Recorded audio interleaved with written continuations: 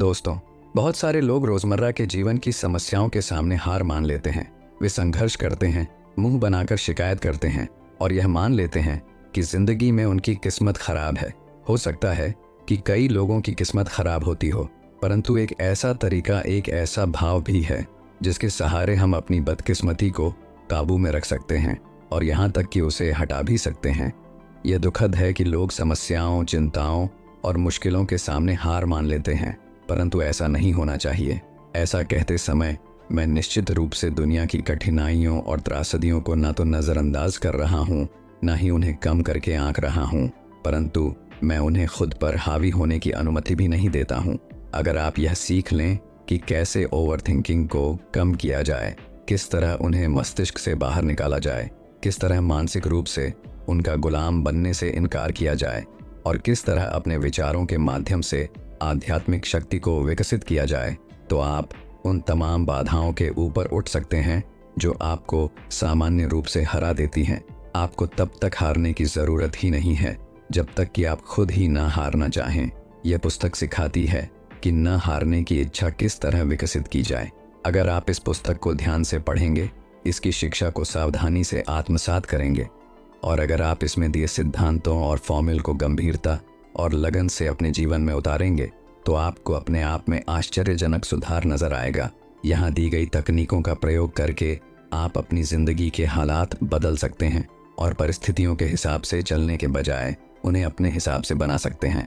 तो चलिए शुरू करते हैं आज की बुक समरी चैप्टर नंबर 1 से, जो है अपने आप पर कॉन्फिडेंस रखें। कहते हैं, अगर भरोसा ऊपर वाले पर है तो जो लिखा है तकदीर में वही पाओगे, मगर भरोसा अगर खुद पर है तो वो वही लिखेगा जो आप चाहोगे। अपने आप में विश्वास रखें, अपनी योग्यताओं में विश्वास रखें। विनम्र परंतु पर्याप्त आत्मविश्वास के बिना आप सफल या सुखी नहीं हो सकते हैं, जबकि प्रबल आत्मविश्वास के सहारे आप सफल हो सकते हैं। इन्फीरियरिटी कॉम्प्लेक्स या हीन भावना आपकी आशाओं की प्राप्ति की राह में बहुत बड़ी बाधा है। आत्मविश्वास इस बाधा को हटा देता है। आत्मविश्वास आपको आपकी मंजिल तक पहुंचा देता है और आपको सफलता व उपलब्धियां हासिल होती हैं। यह मानसिक रवैया इतना महत्वपूर्ण है कि यह पुस्तक आपको सबसे पहले तो यही सिखाना चाहेगी कि आप अपने आप में विश्वास रखें और अपनी आंतरिक शक्तियों को मुक्त करें। यह देखना दुखद है कि इतने सारे लोग उस बीमारी से पीड़ित हैं और उसके शिकार हैं जिसका नाम इन्फीरियरिटी कॉम्प्लेक्स यानी हीन भावना है। स्पष्ट रूप से आत्मविश्वास की कमी आज इंसान की सबसे बड़ी समस्याओं में से एक है। एक यूनिवर्सिटी में मनोविज्ञान के लगभग 600 विद्यार्थियों का सर्वे किया गया। विद्यार्थियों से पूछा गया कि उनकी सबसे कठिन व्यक्तिगत समस्या कौन सी है। 75% ने जवाब दिया, आत्मविश्वास की कमी। इस आधार पर हम यह अनुमान लगा सकते हैं कि आम जनता की स्थिति भी कमोबेश यही होगी। हर जगह आप ऐसे लोगों से मिलते हैं जो अंदर से डरे हुए हैं, जो जिंदगी में दुबक कर चलते हैं, जिनमें असुरक्षा और अयोग्यता की भावनाएं गहराई में जमी हुई हैं, जिन्हें अपनी शक्तियों पर संदेह है। अंदर ही अंदर उन्हें विश्वास नहीं होता है कि वे किसी जिम्मेदारी को निभाने के काबिल हैं या उनमें अवसर का लाभ उठाने की क्षमता है। उन्हें हमेशा यह अस्पष्ट और काल्पनिक डर लगा रहता है कि कुछ न कुछ गड़बड़ होने वाली है। उन्हें यह विश्वास नहीं होता है कि उनमें उतने सफल होने की काबिलियत है जितने सफल वे होना चाहते हैं। इसीलिए वे अपनी सामर्थ्य से बहुत कम स्तर पर ही संतुष्ट होने की कोशिश करते हैं। जिंदगी की राह पर हजारों लोग हारे हुए और डरे हुए घुटनों के बल घिसटते हुए चले जा रहे हैं, परंतु आपको इतना दुख उठाने की जरूरत नहीं है। अगर सही समय उचित कदम उठाया जाए तो आप इस समस्या को हल कर सकते हैं। हीन भावना या खुद पर शंका को मिटाने का सबसे बड़ा रहस्य है अपने दिलो दिमाग को विश्वास से लबालब भर लेना। इस ब्रह्मांड में प्रबल आस्था विकसित करें। इससे आपको विनम्र परंतु सशक्त व यथार्थवादी आस्था भी मिलेगी। प्रबल आस्था प्रार्थना से हासिल होती है तथा इसकी प्रार्थना की तकनीकों के अभ्यास से हासिल होती है। आगे एक कहानी के जरिए ऑथर आपको ओवरथिंकिंग से बचने, कॉन्फिडेंस हासिल करने और चिंताओं पर विजय प्राप्त करने के कुछ फार्मूले बताएंगे। एक बार ऑथर शहर के ऑडिटोरियम में बिजनेसमैनों की सभा में भाषण दे रहे थे। तभी एक व्यक्ति उनके पास आया और बहुत भावुक स्वर में पूछा, क्या मैं आपसे एक विषय पर बात कर सकता हूँ जो मेरे लिए अत्यंत महत्वपूर्ण है। ऑथर ने उससे कहा कि वह इंतजार करे और बाकी लोगों के चले जाने पर मिले। फिर हम मंच के पीछे की तरफ जाकर बैठ गए। उसने कहा, मैं इस शहर में अपने जीवन की सबसे महत्वपूर्ण बिजनेस डील के लिए आया हूँ। अगर मैं सफल हो गया तो मेरी किस्मत चमक जाएगी, परंतु अगर मैं असफल हो गया तो मैं हमेशा के लिए बर्बाद हो जाऊंगा। ऑथर ने उसे सुझाव दिया कि वह थोड़ा रिलैक्स हो जाए, क्योंकि जिंदगी में कोई भी बात इतनी पक्की नहीं होती है। अगर वह सफल होता है तो अच्छी बात है, परंतु अगर वह सफल नहीं होता है तो चिंता की कोई बात नहीं है। कल और मौके भी तो आएंगे, उसने निराश स्वर में कहा। मुझे अपने आप पर बिल्कुल भी भरोसा नहीं है। मुझ में कतई आत्मविश्वास नहीं है। मुझे लगता है कि मैं कभी सफल नहीं हो पाऊंगा। मैं बहुत निराश और दुखी हूँ। सच कहूँ तो मेरी जिंदगी का जहाज लगभग डूब चुका है। मैं अब 40 साल का हो चुका हूँ। ऐसा क्यों है कि मैं जिंदगी भर हीन भावना, आत्मविश्वास की कमी और खुद पर शंका के कारण परेशान रहा हूँ। आज मैंने आपका भाषण सुना जिसमें आपने सकारात्मक चिंतन की शक्ति के बारे बात की है। मैं आपसे यह पूछना चाहता हूँ कि मैं अपने आप में किस तरह आस्था रख सकता हूँ, अपना आत्मविश्वास किस तरह बढ़ा सकता हूँ। इसके लिए 2 कदम उठाए जा सकते हैं, ऑथर ने जवाब दिया। सबसे पहले तो यह जानना महत्वपूर्ण है कि आप में शक्तिहीनता की भावनाएं क्यों और कहां से आ रही हैं। इसमें विश्लेषण की जरूरत है और इसलिए इसमें समय लगेगा। हमें अपने भावनात्मक रोगों के प्रति भी वही नजरिया रखना चाहिए जो डॉक्टर शारीरिक रोगों के प्रति रखता है, परंतु यह काम तत्काल नहीं किया जा सकता है। कम से कम आज की रात हमारी छोटी सी मुलाकात में तो बिल्कुल नहीं किया जा सकता है और स्थायी समाधान खोजने के लिए उपचार की आवश्यकता होगी। परंतु इस तात्कालिक समस्या से निपटने के लिए मैं आपको एक फॉर्मूला जरूर दे सकता हूँ। मैं दावे से कह सकता हूँ कि अगर आप इसका प्रयोग करेंगे तो यह आपके बहुत काम आएगा।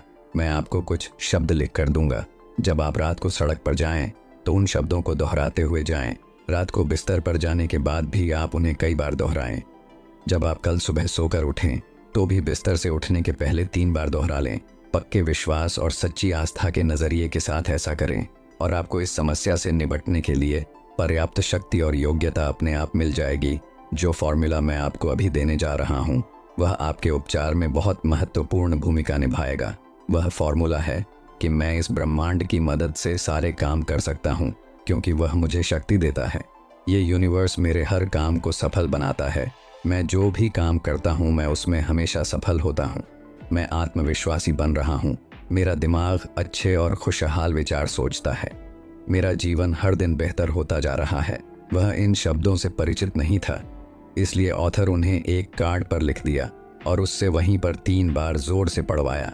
अब जाओ और इस नुस्खे का पालन करो। मुझे विश्वास है कि सब कुछ ठीक हो जाएगा। वह उठा और एक पल के लिए चुपचाप खड़ा रहा। फिर उसने काफी भावुक अंदाज में कहा, ठीक है डॉक्टर, ठीक है। ऑथर उसे अपने कंधे सीधे करते और रात के अंधेरे में बाहर जाते हुए देखा। वह दुखी लग रहा था, परंतु जिस तरह से वह चल रहा था उससे मुझे यह एहसास हुआ कि आस्था यानी विश्वास उसके मस्तिष्क में अपना काम शुरू कर चुकी है।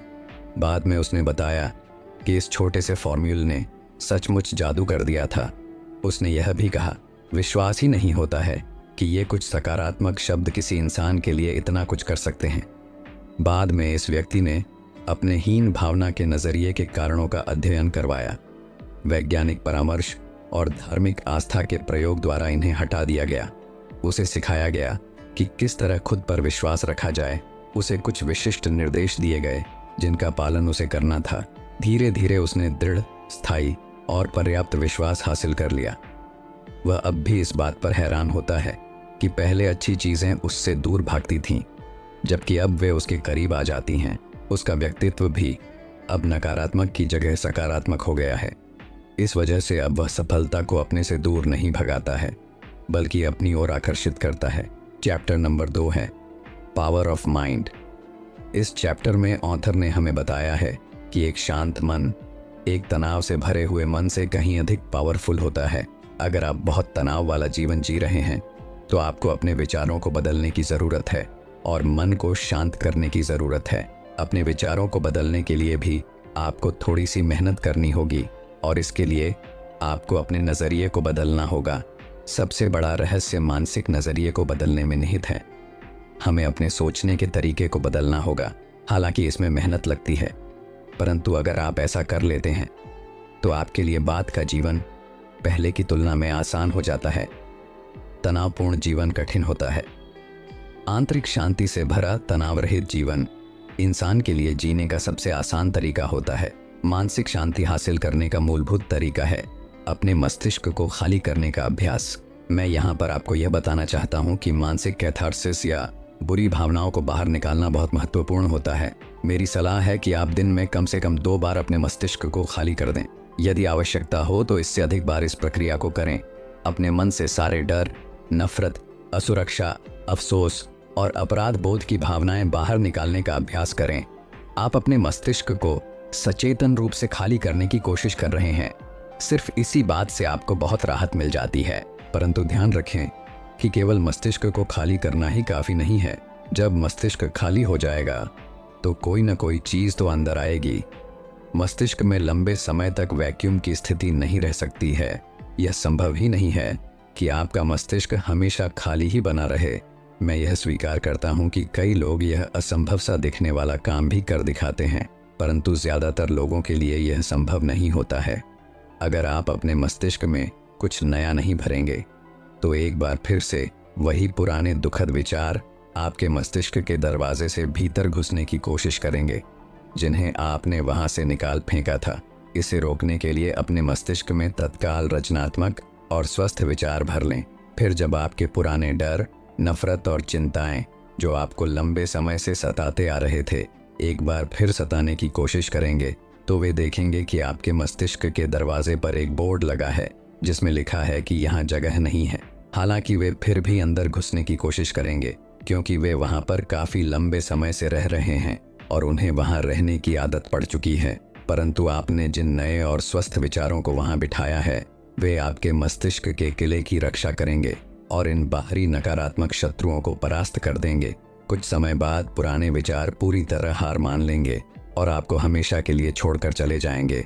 तब आपको स्थायी रूप से मानसिक शांति मिल जाएगी। दिन में जब भी मौका मिले सावधानी से चुने गए सुखद विचारों की श्रृंखला को याद करें।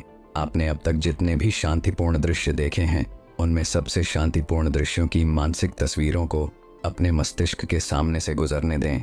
जैसे शाम की शांति से भरी सुंदर घाटी जब छाया लंबी हो जाती है और सूर्य विश्राम करने के लिए डूबता है, या चंद्रमा की रोशनी में कलकल बहता हुआ पानी, या बालू के मलमली किनारों पर समुद्र की लहरों का धीमे से टकराना। इस तरह के शांतिपूर्ण दृश्य आपके मस्तिष्क पर दवा की तरह असर करेंगे। इसलिए हर दिन कई बार सुकून की चलती तस्वीरों को अपने मन के पर्दे पर धीमे से गुजरने दें। इसके अलावा कुछ शांतिपूर्ण शब्दों को जोर से दोहराने की आदत भी डाल लें। शब्दों में सुझाव देने की अद्भुत शक्ति होती है। उन्हें कहने भर से ही आपके विचार बदल जाते हैं और आपका इलाज हो जाता है। डर से जुड़े शब्दों को लगातार बोलें और आप तत्काल नर्वस हो जाएंगे। इससे आपको शायद पेट की गहराई में डूबने की अनुभूति हो सकती है, जो आपके पूरे शारीरिक तंत्र को प्रभावित करेगी। परंतु इसके विपरीत अगर आप शांतिपूर्ण शब्द बोलेंगे तो आपके दिमाग को शांति मिलेगी। शांति एक ऐसा ही शब्द है, इसे कई बार धीमे धीमे दोहराएं। इस शब्द को बोलने भर से ही आपको शांति मिल जाती है। एक और उपचारक शब्द है आराम। इसे बोलते समय मन में आराम की तस्वीर बनाएं। इसे धीमे धीमे दोहराएं और उसी मूड में आ जाएं। जब इस तरीके से हम शब्दों का प्रयोग करते हैं तो उनमें हमारा उपचार करने की शक्ति आ जाती है। कविता या बाइबल की कोई पंक्ति भी इस काम में हमारी मदद कर सकती है। मेरे एक दोस्त ने कार्ड पर शांति को अभिव्यक्त करने वाले असामान्य कोटेशन लिखने की आदत से अद्भुत मानसिक शांति हासिल की। वह अपने पर्स में हर समय एक कार्ड रखता है और उसे समय समय पर निकालकर देखता रहता है जब तक कि वह कोटेशन उसे याद न हो जाए। वह कहता है कि इस तरह का हर विचार जिसे अवचेतन में डाला जाता है उसके मस्तिष्क में शांति का मरहम लगा देता है। शांतिपूर्ण अवधारणा सचमुच चिंता के विचारों पर मरहम का काम करती है। उसके द्वारा उपयोग में लाया गया एक कोटेशन 16वीं शताब्दी के एक चिंतक का है। किसी चीज से परेशान मत होना, किसी चीज से मत डरना, हर चीज गुजर जाती है सिवाय ईश्वर के, केवल वही काम आएगा। चैप्टर नंबर 3 है लगातार ऊर्जावान कैसे रहें। हम कैसा अनुभव करते हैं, इस बारे में हम जो सोचते हैं उसका इस बात पर निश्चित प्रभाव पड़ता है कि हम वास्तव में शारीरिक रूप से कैसा महसूस करेंगे। अगर आपका दिमाग आपको बताता है कि आप थके हुए हैं तो आपका शरीर, आपकी नब्ज और आपकी मांसपेशियां इस तथ्य को स्वीकार कर लेती हैं। परंतु अगर आपका दिमाग किसी काम में गहरी रुचि ले रहा है तो आप उस काम को अनंत काल तक बिना थके जारी रख सकते हैं। शरीर को इस तरह से बनाया गया है कि यह आश्चर्यजनक रूप से लंबे समय तक आवश्यक ऊर्जा का उत्पादन कर सके। अगर कोई व्यक्ति अपने शरीर का समुचित ध्यान रखे, यानी खान पान, व्यायाम, नींद, शारीरिक व्यसनों से मुक्ति इत्यादि पर ध्यान दे, तो शरीर अपने आप को अच्छी तरह से स्वस्थ रख सकता है, आश्चर्यजनक ऊर्जा का उत्पादन कर सकता है और इसे बनाए रख सकता है। अगर वह व्यक्ति इसी तरह अपने अच्छी तरह संतुलित भावनात्मक जीवन पर ध्यान देता है तो ऊर्जा की बचत होगी। परंतु अगर वह आनुवंशिक या नकारात्मक भावनात्मक प्रतिक्रिया द्वारा अपनी ऊर्जा को खत्म होने देता है तो उसके पास जीवंत शक्ति की कमी होगी। जब शरीर, मस्तिष्क और आत्मा मिलकर काम करते हैं तो व्यक्ति की स्वाभाविक अवस्था आवश्यक ऊर्जा के लगातार नवीनीकरण होती है। चैप्टर नंबर 4 है, न चिढ़ें न गुस्सा हो। क्या आप कभी चिढ़ते हैं या गुस्सा होते हैं? गुस्सा होने का अर्थ है उबलना, अंदर से धुआं निकलना, आंदोलित होना, असंतुलित होना। चिढ़ने का अर्थ है व्यर्थ में हाथ पैर पटकना, परेशान होना। चिढ़ना बच्चों का काम है, परंतु कई वयस्क भी इसी तरह से भावनात्मक प्रतिक्रिया करते हैं। बाइबल में लिखा है, अपने आप को चिड़चिड़ा मत बनाओ। यह हमारे युग के लिए बहुत अच्छी सलाह है। अगर हमें सुखी रहना है तो हमें अपनी चिढ़ने और गुस्सा होने की आदत छोड़ना होगी, और अगर हम प्रभावी ढंग से जीने की शक्ति हासिल करना चाहते हैं तो हमें शांति पाना होगी। और हम ऐसा किस तरह कर सकते हैं? पहला कदम यह है कि आपको अपने जीवन की गति को कम करना होगा। हमें इस बात का एहसास नहीं होता कि हमारे जीवन की गति कितनी तेज हो चुकी है या हम किस गति से खुद को भगाए जा रहे हैं। कई लोग इस गति के कारण खुद के शरीर को नष्ट किए जा रहे हैं, और इससे भी अधिक दुख की बात यह है कि वे अपने मस्तिष्क और आत्मा के भी टुकड़े टुकड़े कर रहे हैं। हमारे विचारों का चरित्र हमारी गति को निर्धारित करता है। जब हमारा मन एक उत्तेजक गतिविधि से दूसरी उत्तेजित गतिविधि की तरफ बदहवास भागता है तो यह उत्तेजित हो जाता है और इसका परिणाम चिड़चिड़ापन होता है। अगर हम अति उत्तेजना और अत्यधिक रोमांच का शिकार नहीं होना चाहते हैं तो हमें अपने आधुनिक जीवन की गति को घटाना चाहिए। यह अति उत्तेजना शरीर में जहरीले रसायन बनाती है और भावनात्मक बीमारियों को जन्म देती है। यह थकान पैदा करती है और कुंठा का एहसास भी कराती है। इस वजह से हम अपनी व्यक्तिगत समस्याओं से लेकर अपने देश और दुनिया की दशा तक सभी विषयों पर चिढ़ते और गुस्सा होते रहते हैं। यदि गति को इतनी उत्तेजनापूर्ण और तीव्र रखा जाए तो मन की शांति मिलना असंभव है।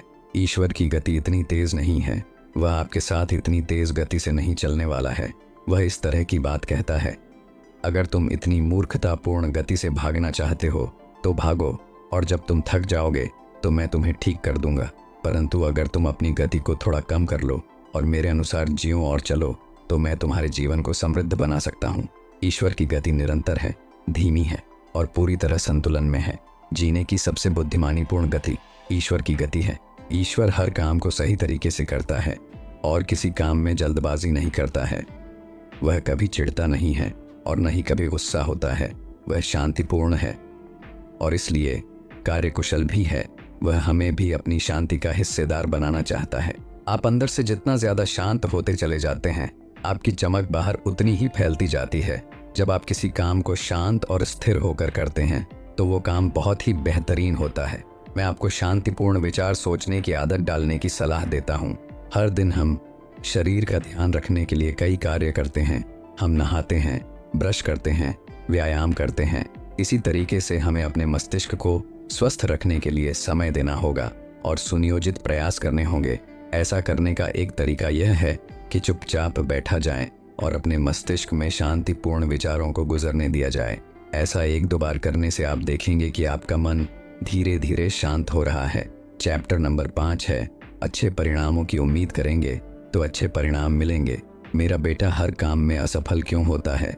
एक दुखी पिता ने अपने 30 साल के बेटे के बारे में पूछा।